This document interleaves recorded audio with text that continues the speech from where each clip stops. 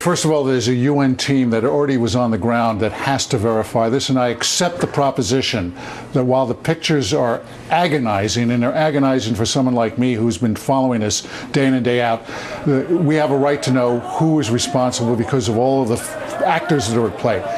But let's go to the president's posture in his interview, which I watched very carefully.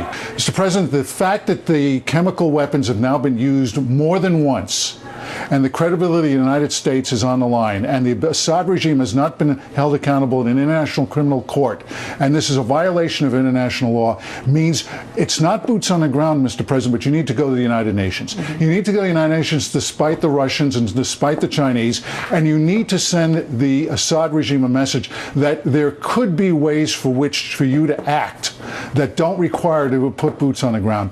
Stop agonizing, Mr. President. There are things that you must and should do. A couple of years ago, there was a mysterious attack occurred on a Syrian Air Force base. The Israelis may have been responsible. Someone else may have been responsible. Where are we going to be held responsible for non-actions we don't have to take credit for? But the Syrian regime knows that we're behind it. Okay? They need to understand that we need to act, number one. And number two, the fact of the matter is that 100,000 people have been killed. At what point in time do my Democratic friends in this administration wake up and realize this is not merely a question of chemical weapons. This is a question of at what point in time do we stand up for our principles.